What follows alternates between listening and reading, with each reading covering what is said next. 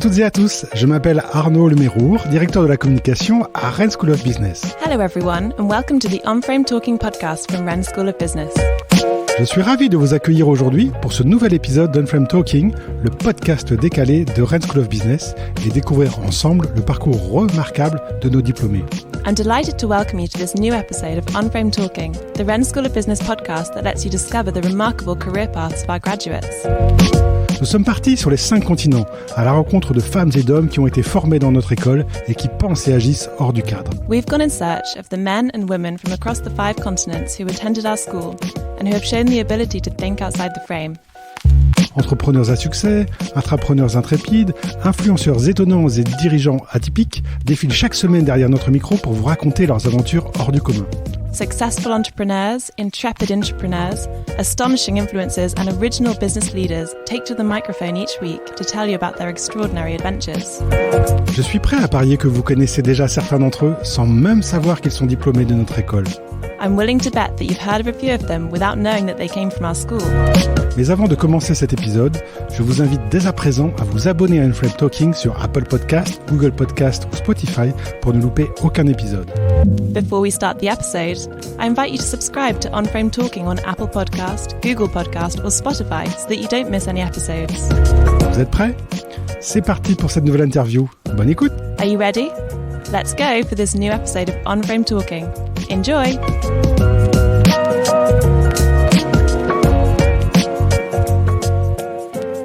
On-Frame Talking, ma nouvelle invitée pour ce podcast consacré à l'anniversaire de Rennes School of Business, Charlotte Seymour. Charlotte qui est à Milwaukee aux États-Unis. Bonjour Charlotte. Bonjour. Alors à Paris il est 17h, quelle heure est-il chez vous? Il est 10h du matin. D'accord, alors qu'est-ce que vous faites aux États-Unis après avoir eu un parcours, je sais, dans la santé, chez GE Healthcare, qu'est-ce que vous faites là-bas? Je suis directrice des achats pour General Electric, pour la branche médicale. Ouais, un sacré job. Alors, racontez-nous comment vous êtes aux États-Unis depuis longtemps d'abord? Je suis aux États-Unis depuis 8 ans maintenant.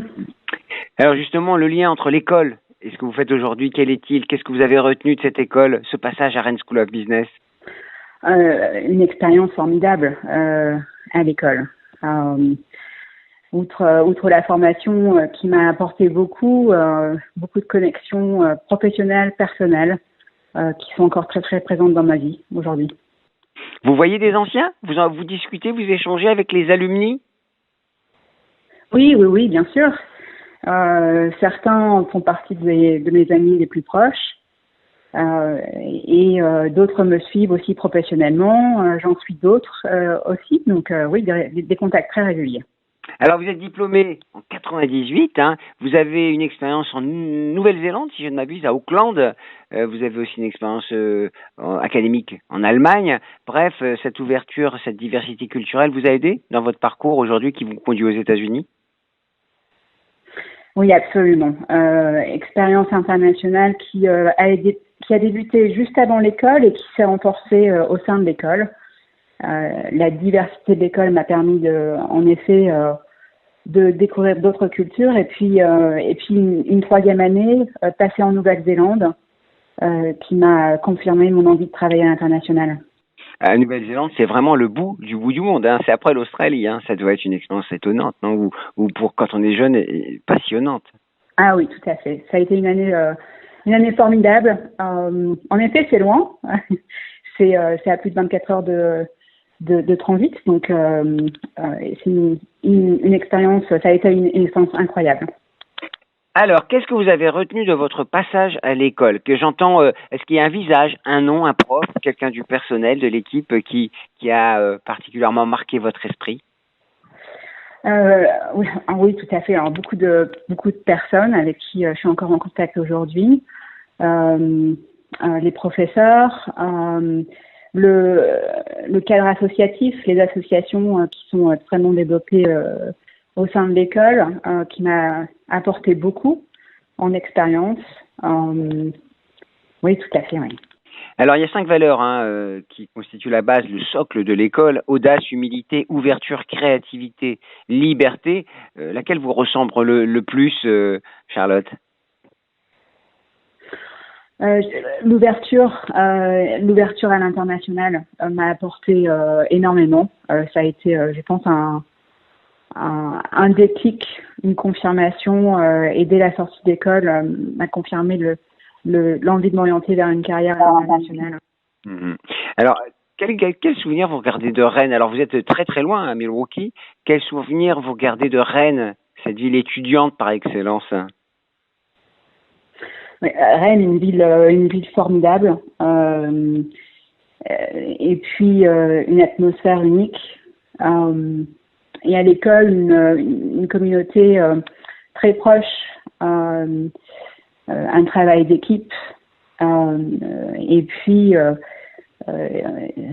apprendre, découvrir, travailler ensemble. Ça a été, oui, c'est vraiment les souvenirs qui me marquent de ma formation à Tube de Corène. Alors, quand vous étiez là-bas, est-ce que vous avez l'impression d'avoir laissé une petite trace dans une association au cours de vos activités, vos échanges?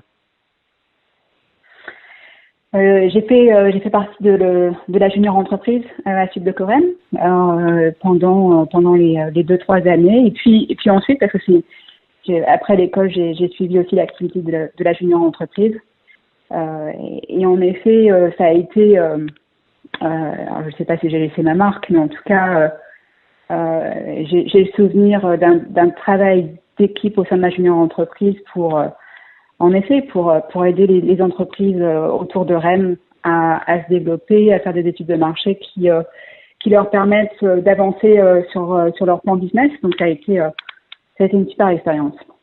Alors, qu'est-ce que vous conseilleriez à un jeune qui s'engage dans l'école pour son parcours évidemment académique, mais aussi pour la suite? Qu'est-ce que vous lui donneriez comme conseil? De s'investir pleinement au sein de l'activité de l'école, à tout niveau,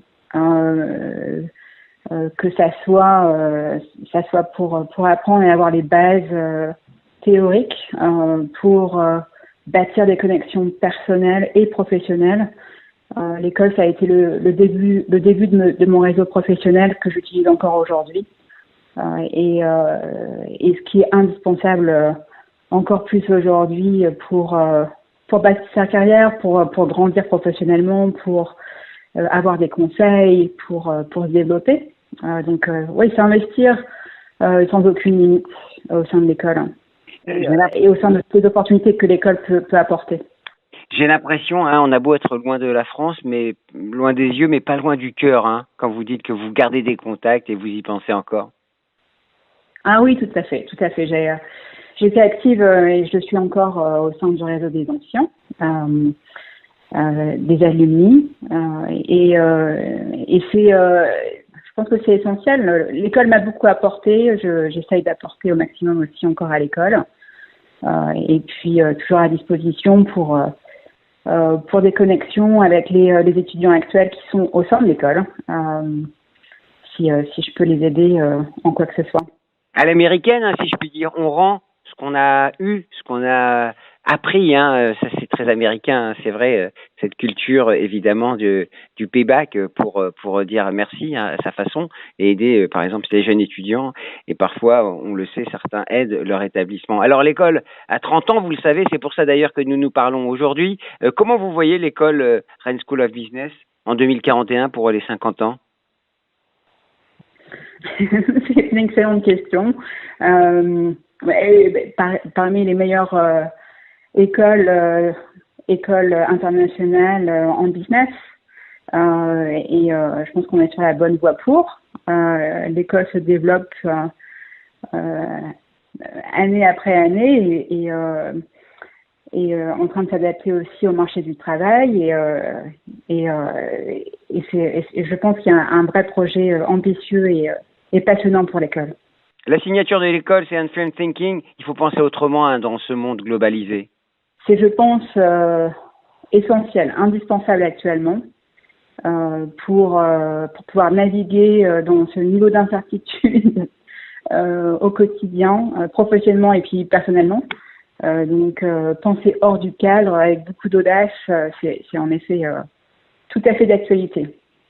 Merci beaucoup, Charlotte. À Milwaukee, il y a les Bucks de Milwaukee, l'équipe de basket, hein, c'est ça, une célébrissime. Vous allez les voir de temps en temps? Oui, tout à fait. Tout à fait. C'est passionnant à suivre. Ok, thank you very much, Charlotte. Et puis, bon vent à Milwaukee, si je puis dire. You're welcome. Un grand merci, chers auditeurs, pour votre écoute. Thanks for listening. Cet épisode vous a plu? Alors abonnez-vous à Unframed Talking sur votre plateforme d'écoute préférée et laissez-nous une note et un commentaire pour partager au maximum notre émission au plus grand nombre. If you enjoyed this podcast, please like, comment and subscribe to Unframed Talking on whatever platform you use to listen to your podcasts in order to help other people discover the series. Je vous donne dès à présent rendez-vous sur le site internet dédié aux 30 ans de l'école pour découvrir des portraits d'invités au parcours remarquable. You can visit our website dedicated to the school's 30th anniversary to hear more about other members of our alumni with remarkable careers.